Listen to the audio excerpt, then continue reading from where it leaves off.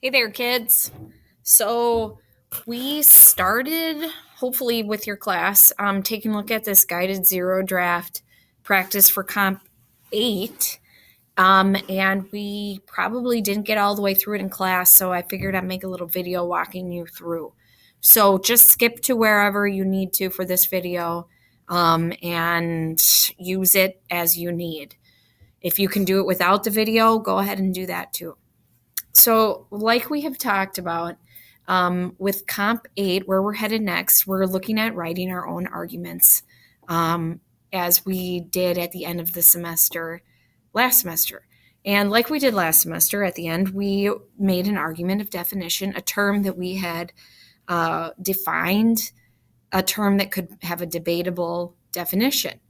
So now we're getting into a term that is important to you, or a concept that's important to you, a value that you would like to define in order to move people, in order to show what you've learned and what you value to make other people's lives better.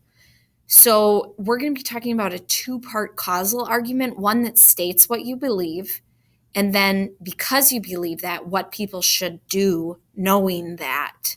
So it's, I believe this claim, so because of that, people should do this thing. So claim and action.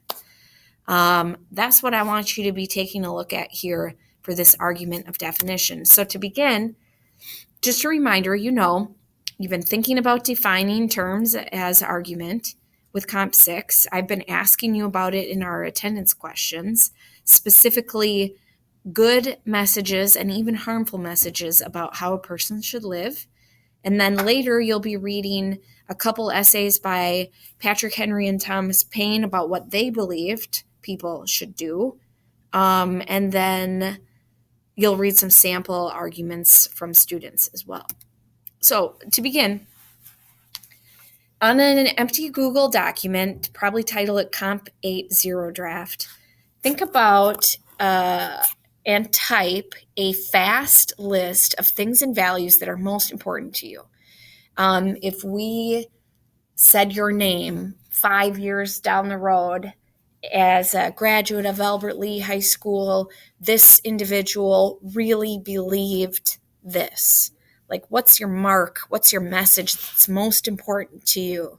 If you could grab people by the faces and say, just do this. I believe this. It's changed my life because I believe it and because I did this thing. You should do it too. It's magical. What is it for you? What do you really believe people need to do to live their best lives? What should people stop doing? When you're at your best, what values are expressing? How can we be at our best? What values should we follow that you live by? And what do you need to do to be more, to what the heck? What do you need to do to be, you guys, this is bad. More caffeine, please. What do you need to do more or less of to be your best? Okay, you take a little bit of time to just explore. And when you're ready, push play and resume. So pause and push play when you're ready. Okay, so you've made your list. Now, what is your favorite? Which one is essentially you? Which one could you write compellingly about and like we would read it and we would be better people because we've read it? Which one's your favorite? Which one is most important to you right now? I've also been told, write the paper or the book you need to read. So what is it that you need to be reading right now to help yourself be better? Pick your favorite core value. Describe your definition. So now just flesh it out a bit more. What is your definition? What does it mean to live this value? What does it look like? And write it powerfully, assertively, as a claim. Again, what do you believe? What should people do about it? Two-part. What do people need to do to be their best selves? What does it mean to execute this value? Okay, push pause, type for a while, come back when you're ready.